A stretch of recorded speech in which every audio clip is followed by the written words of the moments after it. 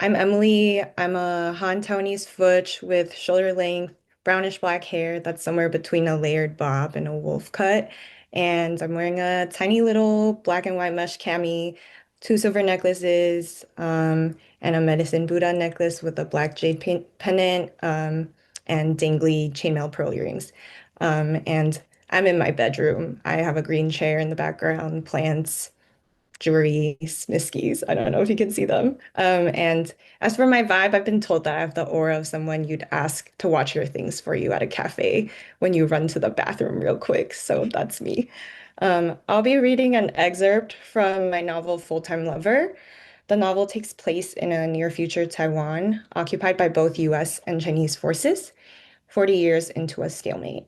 And in this world, yokai, which is the Japanese word for monsters, are instrumentalized as specialized labor in a trans-Pacific economy formalized by the Japanese military across Asia during World War II. And the story follows Rika, a 300-year-old shape-shifting kitsune who ends up in Taipei by way of Japanese colonialism and is now trapped in the rental lover industry. So, hired by a lonely male Taiwanese heir to generational colonial wealth looking for real love, Rika ultimately scams him to liberate Nori, her failed clone and last remaining loved one, held hostage by the state, who's in turn organizing her own prison break. Very convoluted. And some context for this passage, it's from Rika's backstory in part two of the novel, and it's told from her POV, and it's set in Edo era Japan, so the 1800s. She's still living with her clan, and she's learning how to shapeshift into a human so that she can accompany her best friend and lover, Nori, the first Nori, who's a half human, half kitsune being that Rika later names her failed clone after. So that's the T. And they're she's learning to shapeshift so that they can search for Nori's human father together.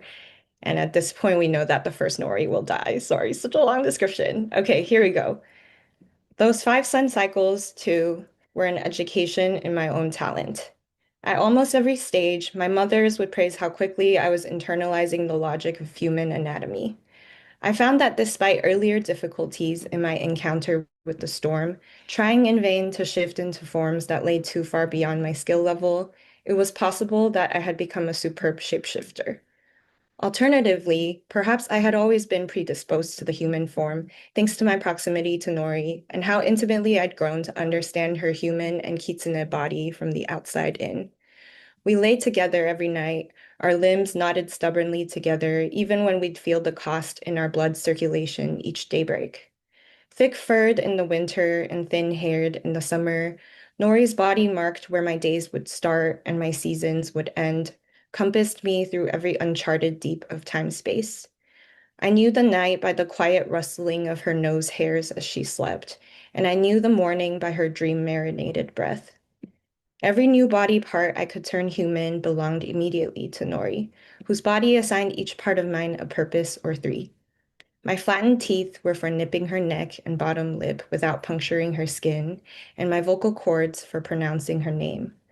My long-fingered hands were for touching her with greater intention and specificity, nails lightly rimming her nipples, thumb pressed against Lol tongue.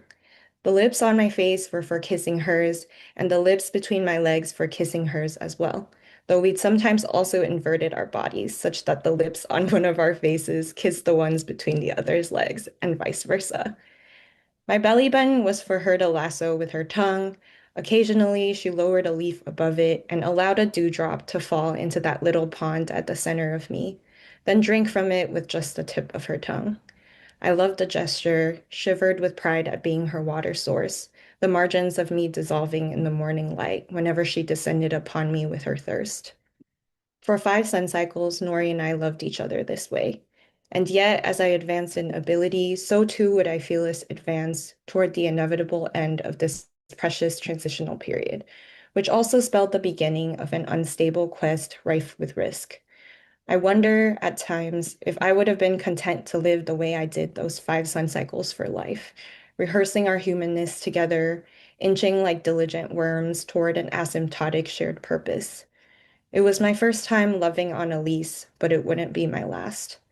In certain moments, I would feel myself leave my body and enter the muddied banks of the future, coterminous in my head with the potential end of my relationship with Nori as I knew it. Whenever I returned to my body after those helpless forays into fretful places, I bristled with indignation. I felt with an instant depth the specific ironic indignity of both being a kitsune and fearing the change which arrives cupped in time's hands.